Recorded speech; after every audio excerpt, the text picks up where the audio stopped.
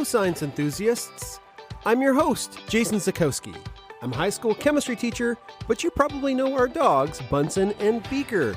They're the science dogs on social media. This show takes what's best from their account, the curiosity and fun found there, and swirls it into podcast form. Every week, we're going to take some deep dive into an area of science and look at the research that's going on with our pets. We'll also have an expert guest who will enthrall you with their area of knowledge. This is the Science Podcast. Hey everybody, welcome back to the Science Podcast. We hope you're happy and healthy out there. I just posted the picture of Bunsen and Beaker. We found costumes of Bob Ross in a painting, and I modified it to work on their bodies. Oh my God, it's the cutest picture. I don't know why I'm talking about that at the front of the podcast, but anyways, it's so cute. It just made my heart so big. And they were both so good for it too. Bunsen was so good wearing the hat, like the Bob Ross hair. Another weird piece of news is we have bears at our house. What the heck? 2 years ago, there were bears at our house. There's bears again. We think they're just passing through, but we found evidence that bears have been around our house, most likely black bears, because we found their poop. Bear poop has a very distinct look to it, and it is kind of shocking that there's bears lurking around the farm. It's meant that our walks have been during the day and very short and on leash. And I'm going to be carrying bear spray with me for a while. Bears, hey? Weird. Well, what's on the show this week? In science news, we're going to take a look at the Lucy mission that NASA announced to the Trojan asteroids of Jupiter. In pet science, we're going to take a look at a study that linked dog ADHD or hyperactivity to human hyperactivity. In Ask an Expert, we have Maria from a website called Omni Calculator. This web app is amazing, and we're going to get into how they made this calculator that can calculate everything from something that you would be interested in, maybe, like if you have a dog, how much food they should be eating based on their weight and breed, to something silly like how big is the perfect snowballs to build the perfect snowman. Hey, dogs. How does a tree calculate square roots? Well, they use logarithms. Oh, that's so bad. All right, on with the show, because there's no time like science time. This week in science news, let's chat about the Trojan mission called Lucy that NASA has announced. It will probably have already been lifted off as you are listening to this podcast. It's scheduled to launch on October 16th. It's a big deal for a bunch of reasons that we'll talk about. But if you don't know what the Trojan asteroids are, real quick, they're really small moons. They're not even really moons. They're space rocks that are trapped gravitationally by Jupiter. One of the groups orbits ahead of Jupiter, and the other kind of trails it around the sun. One of the cool things about the Trojan rocks is that they're probably really, really, really old and pristine and probably untouched by much of anything. So they could give us a really good look at the early solar system. So that's one of the main reasons that NASA justified the mission, is these Trojan asteroids, or I guess little moons of Jupiter. They're not really moons. These Trojan asteroids are a time capsule of our ancient solar system. They were probably doing their own thing and then just kind of got sucked along in the grasp of Jupiter as Jupiter formed. All of the asteroids, the theory is that like they're too small to see with telescopes, but we know they're there based on gravitational evidence. We know they're all way different. They're not alike. They're all different shapes. Some are different colors, which means they have different compositions and interesting things to learn about. The color of these Trojan asteroids could explain where some of the asteroids formed. So that's cool from a standpoint of solar system formation. Did Jupiter kind of wander around before it settled in where it is in our solar system? And would it have scooped up asteroids that formed closer to the sun and asteroids that formed further away from the sun? That's an interesting question to answer. The Lucy spacecraft will also visit more objects than any other spacecraft we've ever launched. It's going to visit about 8 asteroids, and some of those asteroids have smaller asteroids that orbit it, so I guess they have little bitty moons. So that's a lot of things that the spacecraft is going to look at. Now, it's not going to land on any of the asteroids like some of the other spacecraft sent little probes down to land on them. There's a whole reason as to why they can't get too close, is there's a lot of really complicated gravitational assists we're going to talk about next as to why you don't want the asteroid's gravity to mess up the spacecraft, but it takes some really good data. So speaking of not messing up its gravity, the trajectory of the Lucy spacecraft is pretty bananas. In order to get to the asteroids in front of Jupiter and behind, it's going to have to use gravitational assist from Earth 3 times. To start with, it'll swoop by the Earth a couple times to get up to the speed and then get rocketed out to look at the first asteroid in the Trojan asteroids that are in front of Jupiter. Now, these 2 gravitational assists will take a couple years. Like, it's not going to be out to do its job until 2022. Then it zips out, does its duty, and then comes back after watching the swarm that's in front of Jupiter.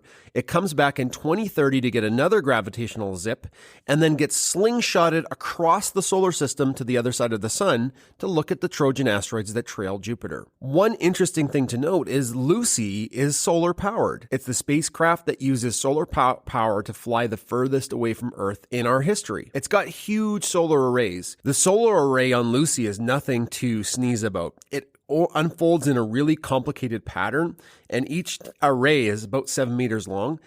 Standing on one end, Lucy's about the size of a 5-story building. So it kind of opens up like an origami, super awesome present, and then it can scoop up the sunlight to do its job. If you're wondering where the name Lucy came from, yes, it's after the Beatles song Lucy in the Sky with Diamonds, but it's got a really fun story. So the first human fossil, human fossil of a human ancestor, was discovered by a paleoanthropologist, David Johnson, and he named that first fossil Lucy. And it's fitting because the very first Trojan asteroid that the Lucy spacecraft will visit is called David Johnson. I'm excited to see the pictures, and I'm excited to see the data of these not well-known Trojan asteroids, and who knows what secrets they'll unlock. That's science news for this week. This week in Pet Science, we're going to take a look at an interesting study that linked dog hyperactivity and how it's measured and what happens to the dog to human hyperactivity. So we make a big deal on Twitter that Beaker has a lot of energy. She tweets in all caps. But you know what? To be honest with you, even though she can sometimes be a little bananas with chasing light and her prey drive, she is laser focused when it's time to learn. I love going to dog obedience with her so much because she loves to learn and she loves to do her jobs. She's the coolest dog that way. So she doesn't have hyperactivity, even though that some people get that impression. This study was done by Professor Hans Lohi, who is the head of canine gene research at the University of Helsinki. So the methodology of this study into dog hyperactivity and human ADHD-like behavior started from taking data from more than 11,000 dogs by conducting a whole bunch of surveys, behavioral surveys. They looked at impulsivity, inattention, and hyperactivity, and they were examined based on using the same type of survey that psychologists would use in human ADHD research. The goal was to try and link together environment to the behavior. Unsurprisingly, hyperactivity was linked to younger dogs. It kind of makes sense. If you've ever tried to train a puppy, or if you've had a little puppy, their attention span is really short. They're like, hello, let's sit. Oh, what's that? What's that over there? Let's do a roll. Let's bite the shoe, right? And males had more inattentivity or impulsivity. And what's really interesting is, of course, when they looked at the ADHD surveys in humans, that's also the case.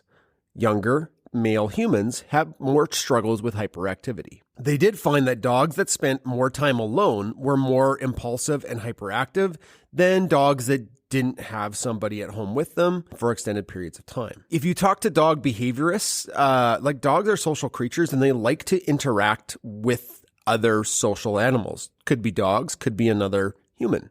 Owners that have had the dog as their first dog also identified more impulsivity and hyperactivity traits.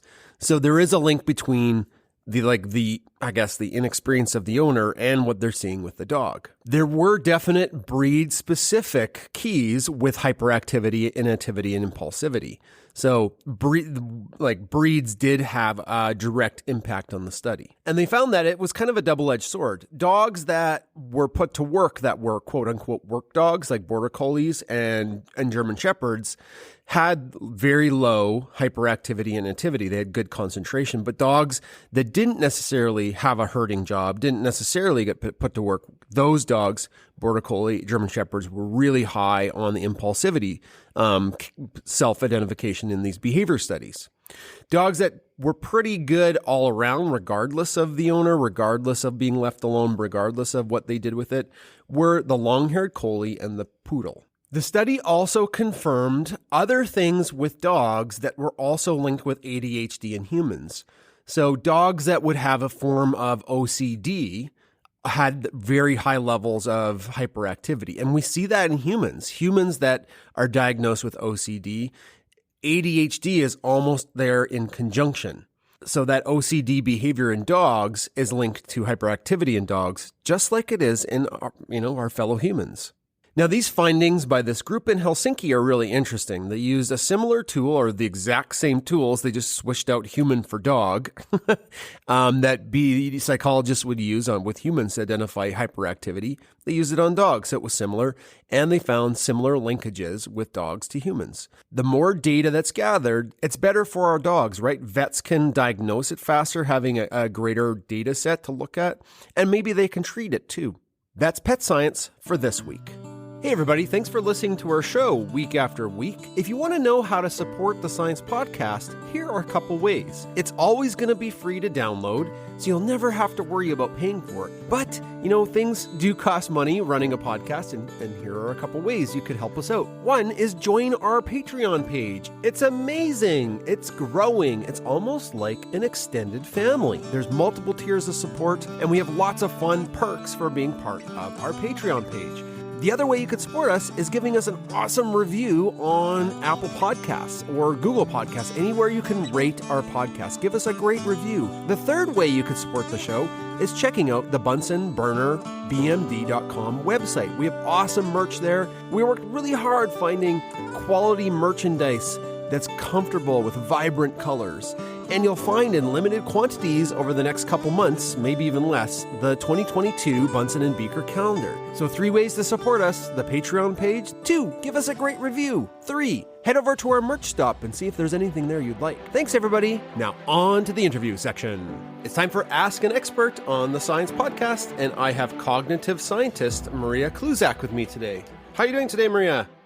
Oh, fine, thank you. How are you? I'm good. Now, where are you calling into the podcast from? I'm calling from Krakow in Poland. In Poland. Now, where is Krakow? I'm sorry if I said that wrong. No, it's okay. I think that's actually like the common English pronunciation, so that's good. It's in the southern part of Poland, like close to the mountain ranges, if that really tells you anything. Slightly below the center of the country. Roughly. Okay. Now, have you lived in Poland your whole life? Are you like a Polish citizen, born and raised? Yes? Okay. Yes, Polish citizen, born and raised, exactly. We were chatting before. My last name ends in a ski, and that usually people are like, are you Ukrainian or Polish? And my family is Polish, but it's been hundreds of years since our Polish relatives emigrated to North America. So, yeah, particularly. So Maria, can we talk, I'd like to know a little bit more about you. We're going to eventually be talking about something called Omni Calculator. But before we get to that, could you tell our audience a little bit about, I guess, like what your training is as a cognitive scientist? Oh, well, cognitive science is, it's something new, actually, in the world of science. It's somewhere in the middle between psychology, anthropology, a little bit of information technology. I started studying cognitive science actually because I figured it covers all the parts in psychology that interest me most. So it's science interested in the way the human mind works, basically. what it gave me in my life, like I'm not actually working in cognitive science right now per se, but mostly the training that it gave me is like closer understanding of how things work. I am much better at researching very different topics because of my studies. I understand the world a whole lot better, and I understand the way the human mind works. So this is I think the most important thing of it. No. I was just going to say, it kind of gives you a different perspective. Yeah, that's for sure. Yeah. That's what I was going to say, actually. Oh, I took like one sociology class in my science degree, and I actually found it super interesting. And to have like to have like more of a framework, I think that would be important, because I'm a high school chemistry teacher, so knowing more about how people interact sometimes is important in a teaching situation. Yeah, it gives you a whole new perspective. And what you said about being a chemistry teacher actually reminded me of a friend that I have who did his master's in cognitive science along with me, who is actually a chemist by education, but he exactly decided that he doesn't understand people enough for his liking. So this is why he decided to follow up his chemistry master's degree with this completely different area, just so that he branches out, and those interactions and everything else is more understandable for him. Oh, very cool. Did you, when you were little, was science something, and was that something you were drawn to? I mean, when I was little, obviously, this is not very original, but I mostly wanted to study dinosaurs and stuff like that. Oh, yeah. Obviously, yeah, as I think almost everyone in the world. But yeah, I remember I was always drawn to the area of science, biology in particular. I enjoy it immensely ever since I can remember. So I think, even when I was little, it was pretty obvious that I will go somewhere in that general direction. I don't think you should need to feel bad about loving dinosaurs. No, I feel great about it. Cool. They're so cool. Yeah. I talked to a paleontologist on the podcast, and cool. and I asked him, like, why do people love dinosaurs so much? And he thought about it for a second. And he's like, I think it's because they're like these mystical creatures that that just fill you with such wonder, and they're just gone. So it's like it's almost like for kids, when you read about them, they're like dinosaurs and monsters and things like that, but they actually existed. So that's really cool. Yeah, that's true. There's this magical aspect to it in a way. Yeah, exactly. Okay, so that's your training, and while you're not working in cognitive science, let's move into the reason why you're on the podcast, and that's to talk about something called Omni Calculator. So what is Omni Calculator? Can you tell our audience that? Yeah. Short answer is it's a website with calculators, but the longer answer is that it's a Poland-based startup that was created with the mission to somehow help people make reason-based decisions, math-based decisions. This motto that we have is just to count everything that you can and not only rely on intuition while, just navigating your life, whether it's very serious decisions or something not really serious at all. And that's basically it. We are a group of people with very different scientific backgrounds. We have finance specialists, we have doctors, we have math experts, we have teachers, everyone you can think of. And we create these calculators that concern really, really simple things, even like, I don't know, calculating the number of calories that you will burn on your walk, and more serious topics such as cancer risks based on various factors, just so that people can have an easy answer to questions that that cloud their minds, just so that people can make more informed decisions in their everyday life. And at this point, we have almost 2,000 calculators in 14 different calories. So there is a lot to choose from. And we hope we have some sort of, indications that people actually use them and they find our calculators helpful in their lives. We've had a lot of comments, especially You're based in Canada, aren't you? Mm-hmm.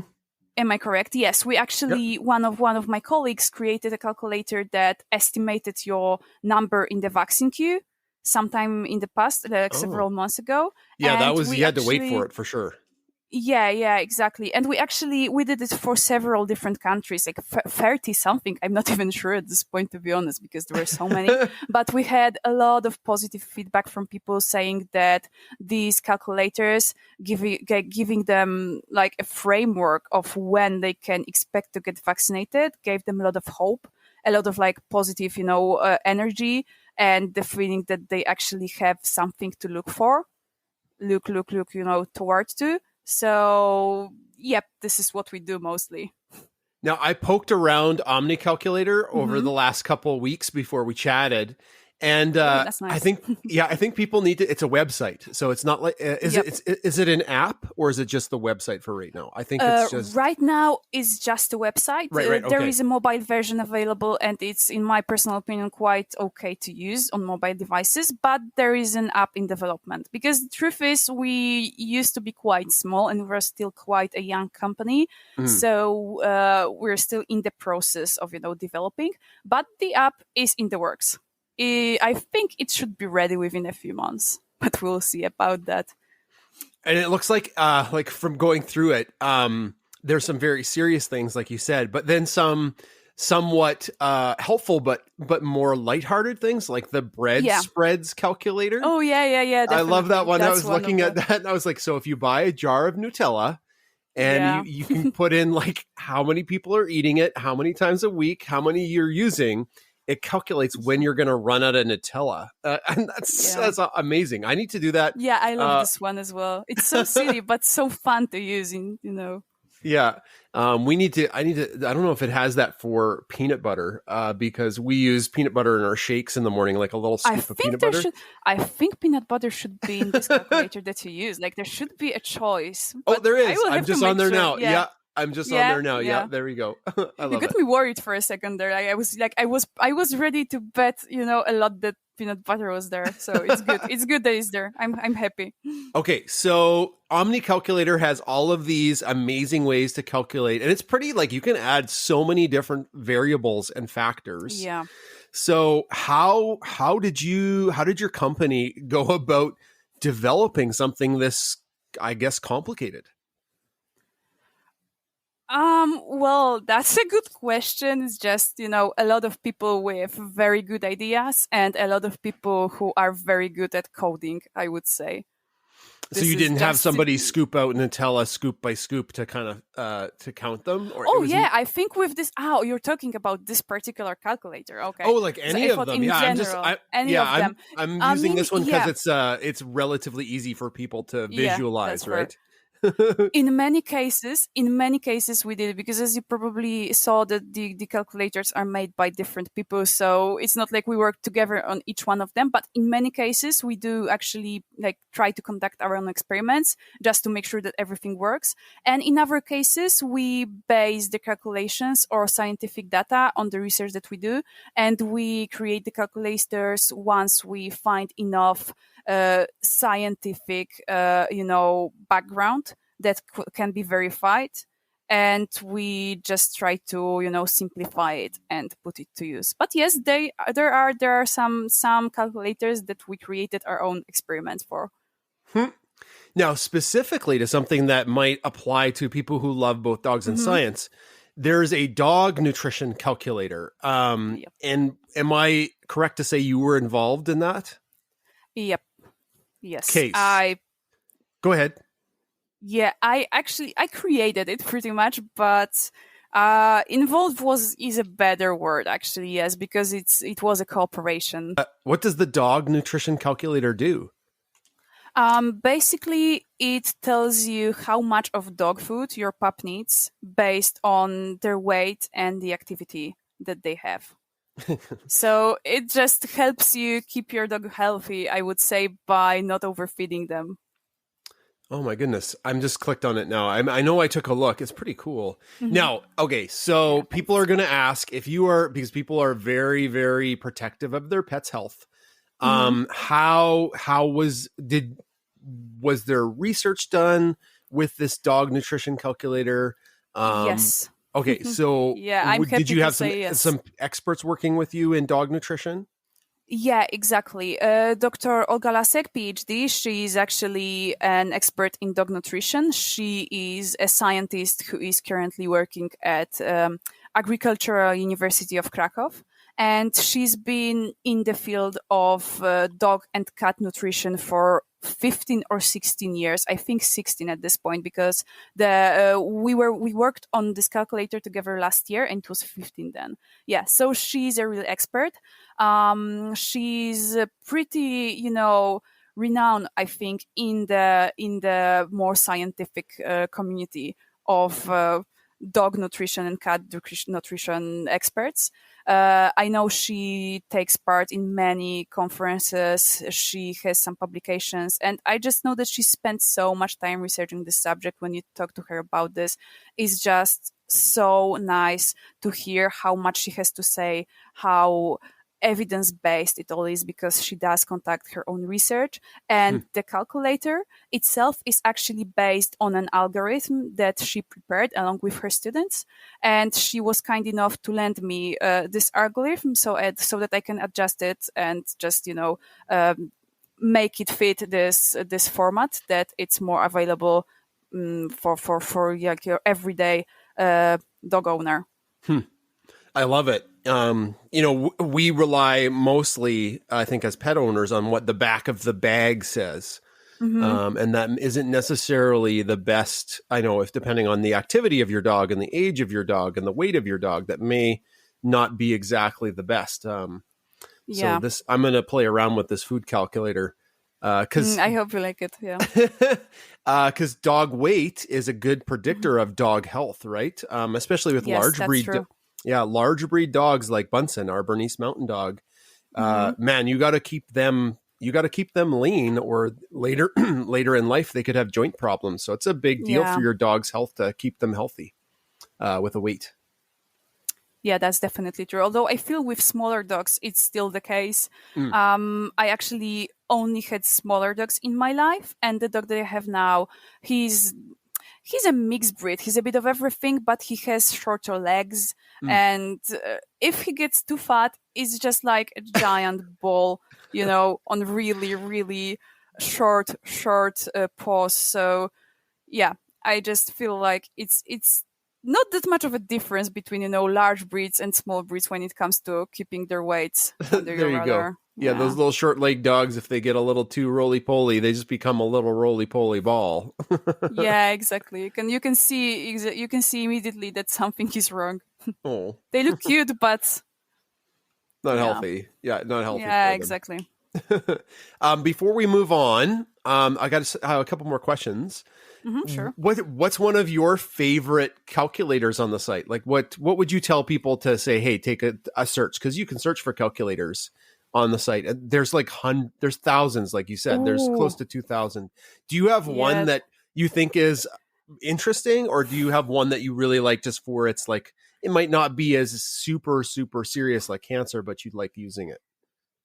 To be honest, I really like the Snowman calculator that we have. I don't know if you've seen it, but it's so it's a calculator that actually my colleague, who is a PhD in mathematics, created. It tells you how to build a perfect snowman based on, if I remember correctly, the Fibonacci equation, so that awesome. The proportions are as good as they can get. And it has some cute illustrations, and we actually did some experiments this winter, because we had quite a lot of snow in Krakow this winter, luckily. So within the company, within the team, we had a chance to put that calculator to use, and the rules it presented, the calculations were actually right. And the snowman turned out perfect. So this is a fun little tool that I really like to use, and I recommend it to my friends, especially if they have children with their family, because it's just such a fun activity to incorporate some of science and a lot of fun. The Snowman calculator. No, I didn't see that one, but I'll check it out. If there's one thing we have a lot of in Alberta, Canada, is snow. So so I hope you will find some time to use it then. Yeah. The thing is, though, for people that don't live in a cold climate, you can't just randomly build a snowman any day of the year. You have to. Yeah, that's true. The snow you have to have a little bit of a melt, and the snow has to be kind of sticky because you can't, like, if it's minus 25 degrees Celsius, you're not building a snowman in that weather. Yeah, fair enough.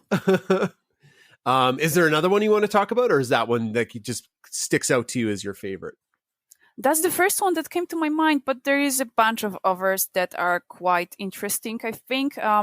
There's also, I'm trying to think about the more, maybe not shocking, but the more fun ones, because I think they are the coolest to talk about. We have an alien civilization calculator, and it was created by our two physicists, because we have a lot of like proper physicists, and astrophysicists in the team. And this one, alien civilization calculator, it helps you estimate how many alien civilizations you could have in the universe based on some sort of, various variables. So it's also something really cool to play around with, and it's not really dependent on the weather. So yeah, anyone can use it. Okay, I love that kind of thing about alien civilizations. Yeah. Yeah, okay, I'll check that one out. That's so awesome. So we're gonna, for folks that are listening, in the show notes there'll be a hyperlink right to Omni Calculator, so that's lovely. Yeah, so they can just check out the show notes. People, they can click on that and away they go. So my last question before we move on is what is your overarching role with Omni Calculator? Like, are you one of the like you're talking to me about it? Are you one of the marketers? Are you one of the public faces of Omni? Yeah, in a way, I am a marketer. About public faces, the thing is that everyone in Omni Calculator can become a public face. Okay. Because, the calculators are created by many different people. So it really depends on which topic catches somebody's attention. But everybody, signs them with their own name, and we don't really have any ghostwriters or anything like that. But yeah, I am a sort of a marketer. I am somewhere between a researcher and a communication person. I create some content. I create the calculators, but I also take care of promoting them, of talking about them, and just, making sure that people use them and they are as best as they can be. Cool. I was thinking a calculator that we would like to use is a moose leg chance calculator for Bunsen in the winter.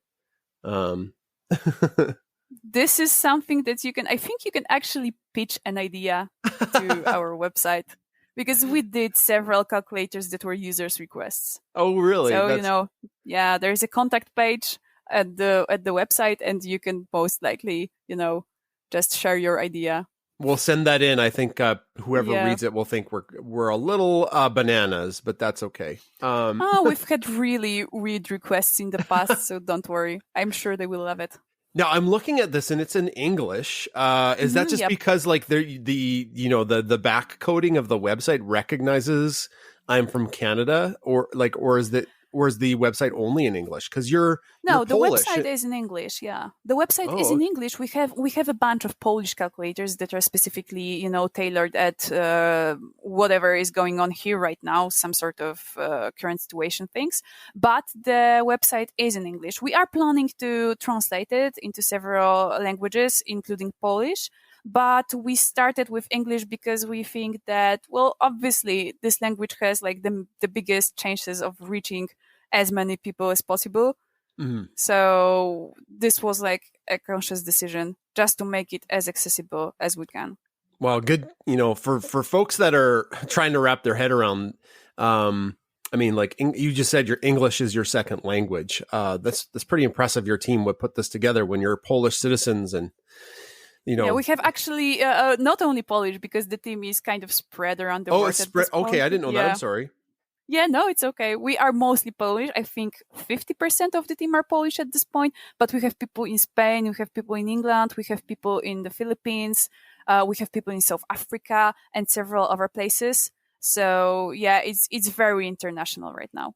Oh, that's cool. I Yeah, love it. it's really nice, like from the perspective of an employee, that I have so many different personalities from so many places around me. It's really, really cool. Oh, that's And amazing. it was quite interesting, especially in the pandemic, because we are used to remote work, but this possibility to talk to people from many different places over this last year was really something that I appreciate. Right. Yeah. Yeah. If you're in lockdown, you can get a perspective on another part of the world. Yeah, exactly. I really appreciate that with my side gig being the podcast Hmm. host, getting to talk to people and from all over the world. It does it. Yeah, exactly. You know what it's like. You know Mm, how nice it is. yeah. All right. Well, that's cool. Make sure you guys check out Omni Calculator. All right. The other questions we ask are kind of fun ones on the podcast, and they're Hmm. they're Hmm. silly, but they let our audience get to know our guests a little bit more. So one of them is about a pet story. And Maria, do you have a pet story or pets you could talk about with us? Yeah, I think before, like we chatted before, I don't really have one single story about a pet because there are just so many that it's difficult to choose one particular one. But I do have pets that I can talk about. Right now, I have a dog in my family home. His name is Fletcher, and like I said, he's a little bit of everything. We honestly don't know because he's a rescue and he came to us when he was already an adult, and we have absolutely no idea about his heritage. But he's honestly the funniest dog I've ever seen. I'm so in love with this dog. He Aw. sings. This is the What? weirdest thing. Yeah, I've never seen a dog like this. You probably know those videos of huskies that Yeah. howl and they almost learn to howl different melodies. Well, Fletcher is like that, but even more, I would say. And it really doesn't make sense because looking at him, he definitely has no husky blood. Like he has those short legs and shortish head, and is just really, really weird. But he sings, and when he hears somebody scream something or say something in a high voice, he responds with those really weird high sounds, and sometimes it really sounds like he's vocalizing words. Oh. Yeah. Did you ever get that on tape? Did you ever video that? Yes, I did, although he has this weird tendency to go silent when you start recording. Oh, see, Murphy's Law. yeah, Bunsen is great on camera. He doesn't change any of his Hmm. behavior, but Beaker knows, our golden retriever. She knows when she's being Hmm. videotaped, so Yeah. she acts really differently when she's being videotaped. So it's kind of Yeah, tough. I feel like Fletcher is the same. He just notices that the focus is on him and he just freezes. How old is Flatter? Fletcher. Flatter. How old Yeah, is sorry. Flatter? I have no idea, to be honest. This Oh. is controversial. Yeah, the problem is that when we rescued him, he looked pretty young, but his teeth were already in bad condition. And Hmm. one vet estimated that he is about a year old at that point, and another vet said that he is at least 3, and he's been with us for 7 years at this point. So I would guess he is around 10, but it's hard to say. Now the name Flatter. I'm sorry if I'm getting the inflection wrong. That's okay. Does that have is that a Polish name? It's actually the Polish word for a dental filling. I know. My mother is a dentist, and Oh. yeah, well, it's just a reference to her work, but it's also kind of like there is a sort of a cute story behind it because when Fletcher was rescued, it was about a year after our previous dog Max passed away from cancer. Mm. So we were still pretty bummed, and we were considering getting another dog because a household without a dog is just too empty. But we were still very sad and not sure if we were ready. And then Fletcher kind of got in the way, so we adopted him. And this name kind of came along. We didn't really think much about it, but after my friend learned that we adopted this dog and we named him this way, she asked if it's because he filled the void after the previous dog, like a dental filling fills a hole Oh. in your teeth. It was, you know, that was a really, really nice comment. No, Yeah. no one here thought about it like this, but yeah. Yeah, you're left It with works. that. You're left with the cavity from the loss of your Yeah, family dog. exactly.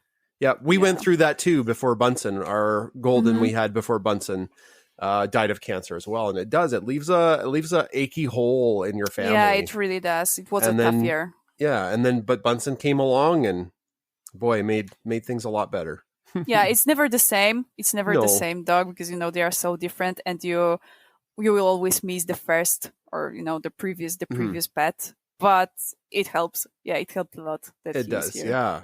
Well, you said you maybe didn't have a pet story, but you have so many good ones. Yeah, I mean, well, I did say I have too many to choose one. Oh, so. right. Yes, this Yeah. is true. Yeah. Well, thanks for sharing your pet story. That was really touching and hilarious, both at the same time. The other question we asked our guests for is the super fact, and the super fact is something that you know, that you maybe tell people or you know about it, and it kind of blows people's minds away, or they're like, "Whoa, that's cool." Do you have a super fact you could share with us? Well, I'm not sure if it's super fact in the sense that I know if it will blow anyone's mind away, but I was really surprised when I learned that you can get a service dog if you suffer from anxiety or depression. And the fact that it works. Like, as far as I remember, I read a study that a service dog, just maybe not even a service dog, just having contact with a dog regularly can decrease anxiety and depression by about 60%. Like those bad feelings associated with it. So when I learned about it, I was really surprised and really happy to hear that this is something that is scientifically based. It's not just an intuition that we have, because in some way it's something that I always knew, that dogs and pets in general make you feel better. But the fact that it's recognized so officially that you can actually get a service dog that will help you if you're anxious is just so cool to me. When I read something similar to that, and I talked about it on the podcast, people are shocked, right? Like they can't believe that. And the one study said, like, of course, if you do suffer from depression and you are on medication, please don't stop taking your medication. But they did say the effect of people who have depression is the same from their medication as it is from spending time with an animal. And that is shocking. And that's hard to believe, but it's backed up by the science, like you said. But of course, they're like, don't stop taking your medication, right? They're just saying that the response was the same. Yeah, it's important to keep taking your medication if you got prescribed, but it's so cool that maybe if you combine these two things, if you get a pet, if you adopt a dog on top of getting your medication, then maybe the combined effect will be even better. I don't know, but maybe. Yeah, nice. Yeah, it is very cool. We hear from people all the time on Twitter with Bunsen and Beaker's account that just seeing pictures of dogs can boost your mood. And I'll tell you, there's nothing like getting tackled by a dog after a bad day. So, yeah, I know. It just makes everything better. That is a super fact. That is a super uplifting fact. Thanks for sharing that. You're welcome. The last section of the podcast is a really fun one. We started it about, 6 months ago, where we ask guests about an area outside of science that they're really passionate about. Like, what's important to you outside of your area of work, hobbies or causes? What do you have there to tell us about? Okay, I think I can tell you a little about board games that I play, because I really like spending my free time playing board games. And one game in particular that I'm really into, and I've been getting involved in the local community of the players, is Go, or Baduk. I don't know if you've ever heard about this. I have not, so you'll have to explain. Yeah. Okay. So Go or Baduk, it's this ancient Chinese or Korean or Japanese. This is unclear. That's the problem. But it is generally agreed upon that it's probably Chinese. But anyway, it's an ancient Chinese game. I would say it's what chess is to the Western world. This is what Go is to the Eastern world, in a way. And it's this theoretically really simple board game where two players put stones of different colors on the board, like one after another. Like black goes first, then white, then black, then white, etc., etc., till the end of the game, with the aim of getting as much territory as you can. And the cool thing about this game is that it is like on the surface, it's really simple because there's like 3 rules to remember, but the proper board is 19 by 19 points, so it's really huge. So there are so many possible moves to make that artificial intelligence only managed to beat a human player in it like several years ago. I think 4 or 5 years ago. 4 or 5 years ago, sorry. My tongue got twisted. But yeah. It was really, a big event when AlphaGo was the program when it beat the best player in the world, or best player in Korea, I think. But it was pretty huge. What is the spelling of this game? Go. Like literally just to, as in go, but I think the pronunciation is more like go or something like this. And It's also called Baduk, so Baduk, but Go is, I think, the more common name. Okay, I'm just checking. How to play Go. Oh, there it is. Okay, I'm just image searching it on the. Oh, yeah. If you see those white and black stones, that's it. yeah. Okay, so I've seen this before. How long? Have you seen A Beautiful Mind? Yes. Yeah. That's so. There is a scene where they play it, and there even is a song in the soundtrack, which has the name "Playing a Game of Go." And this is actually how I first learned about this game's existence. Wow. Holy man, it's huge. It's a huge... Yeah, it is. So how long does a game last? That depends. There are different modes. Like you can play a so-called blitz game. So there you just make a move as fast as you can. And I think with this size of board, it takes like 15 minutes, maybe 20.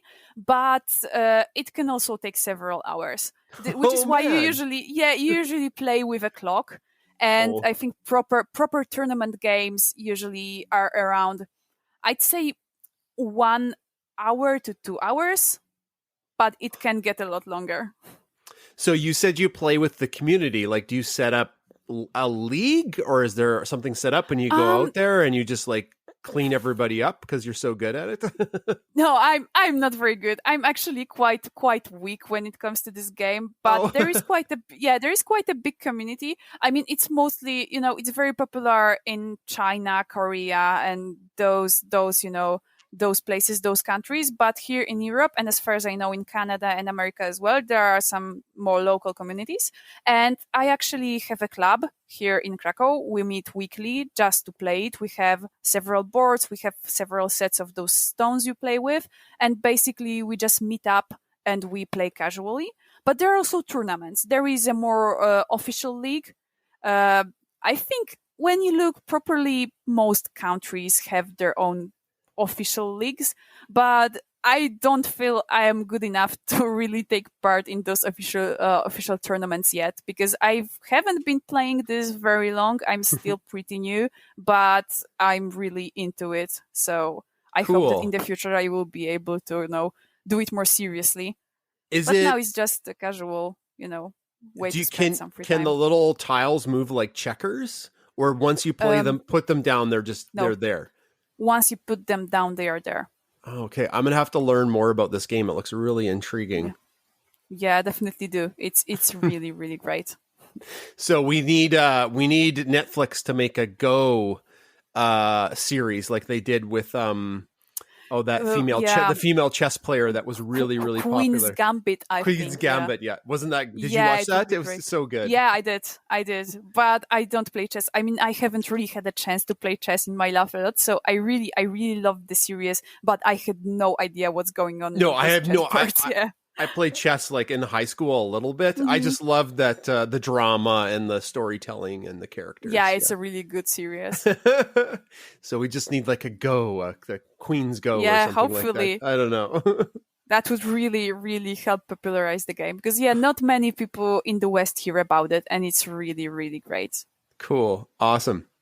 Well, thanks for sharing that. That's every time I ask one of the guests for something they're passionate about, it's, you get to see an area that maybe you've never thought of before. And I've never even thought of this game. So I really appreciate you sharing that. Yeah, no problem. I'm always happy to share about it. So we're at the end of our chat, Maria. Are there some social media accounts or things that people could follow besides just going to the Omni Calculator website? Yeah, actually, it's really nice that you asked about this, because obviously we have the Facebook page, but there is also a YouTube channel which is also called Omni Calculator, and we have an ongoing series of videos that are being produced right now. My friend Alvaro from Omni Calculator is shooting really nice videos where he uses the calculators to conduct some simple experiments and show people how they can be used in an interesting way, maybe to help young children learn some physics facts, etc. We are right now actually doing a really cool series about chilling drinks. So if you're somewhere that it's still warm, maybe you'll be interested in that. Yeah, the YouTube channel is something you could check out, definitely. Like, are we talking like fancy alcoholic drinks? Is that what you're talking? No, just drinks. No. Just drinks in general. Okay, I thought it was like, like how to make the perfect martini or something like that, or if you're on the beach. No, not really, but yeah, it's just for any. Like, it will be good for a martini as well, but we need an Omni Calculator in Canada for how to make the perfect poutine. I think that's another thing. That's a nice idea. Yeah, I'll send that to your website. We have, you definitely do. We have several calculators about how to make perfect barbecue or something. So this would work, I think. There you go, the perfect poutine. Right? Yeah, definitely send it. The right amount of cheese curds and the right gravy, guys. That's how you do it. I'd love to conduct the experiments for that. Do some research, Yeah. I've been after this interview, I'm gonna sneak through this website a bunch. They're just so cool. I'm actually thinking for people that are classroom teachers, you could use some of these calculators in in a bit of like a scientific inquiry experiment almost. To fact check them or to go into the science of how they work. So for teachers out there, this is a really good. For teachers out there, this is a really cool resource. That's so nice to hear, because we this is one of our aims, So it's really cool to hear that people really think that. Those links you talked about, the YouTube one, your Facebook page, the Twitter account. You guys have an Omni Calculator Twitter account. And then the website, all four of those, Maria, if you send me some of the links, I will make sure all of those are in the show notes. There'll be just one right after the other, guys. And you can just click on any of those to go where you'd like to go and learn more. Thank you so much for taking the time to chat with us today. I so appreciate it. Yeah, thank you. Thank you for inviting me. Okay, it's time for story time with me, Adam. If you don't know what story time is when we talk about stories that have happened within the past 1 or 2 weeks. You know what? I'll start. So, if you don't know our family, we've got Bunsen and Beaker, and then we've got Mom, Dad, and I in the same house. So, when I or anyone goes into that door, for that matter, Bunsen decides to be kind of annoying. He decides to yell at you. He tries his best to be as loud as humanly possible, or as doggily possible, to get your attention. He tries to get all of your attention, and then when it doesn't work, he just jumps into you. So if yelling doesn't work, he takes matters into his own paws and decides to tackle you or just punch you. So yeah, Bunsen can be a little bit annoying sometimes, but I love him. We love him, and that's who he is. Mom, do you have a story? I sure do. So earlier this week, I was getting ready and I was going to put some socks on, and I had them ready and I had them out on the bed. And then I saw that the laundry was put down the laundry chute. And I said to myself, okay, that's no big deal. Jason must have put the laundry down the laundry chute. And oh no, when I was ready to put my socks on, one of the socks was missing. And I said, Jason, please go downstairs and get my sock out of the laundry chute. And he said, what are you talking about? And I said, my sock. It was I left it out. I was going to put it on. Now there's only one there. And you put laundry down the laundry chute. Well, it turns out that Beaker took my sock. And Adam said, Beaker has your sock right over here. And so I accused Jason of taking my sock and putting it down the laundry chute when really it was Beaker the whole time. And then she just gave it up. She's like, oh, that's your sock? No big deal. And that's my story. Well, no story from Dad this story time. That's all right. It's just he's on the couch right now. He's sleeping. So that's story time this week. Well, nothing really interesting happened with the dogs this week. So, I mean, they've been on their best behavior. So get ready for more stories later down the line. Bye-bye. Thanks for tuning into the Science Podcast this week. Special thanks to Maria from Omni Calculator, who talked to us about the amazing website. You can calculate everything there, even the perfect snowman. Special thanks to our top-tier patrons on Patreon. Without their support, we wouldn't be able to do what we do. Take it away, Chris. Chris Kelly, Samantha Dodd, Kimberly Bond, Nate Stephenson, Debbie Anderson, Courtney Proven, Renee Hardy, Mary Ryder, Shelby Leggett, Dan Fry, Mary Coos, Katla Lynch, Marianne McNally, Andrea Persons, Elizabeth Bourgeois, Karen Beth St. George, Bianca Hyde, Leela Perillo, Lynn Armstrong, Lisa Swartz, Catherine Jordan, Donna Craig, Lila Asher, Jody Ogren, Liz Button, Kathy Zerker, and Ben Rathert. For science, empathy, and cuteness.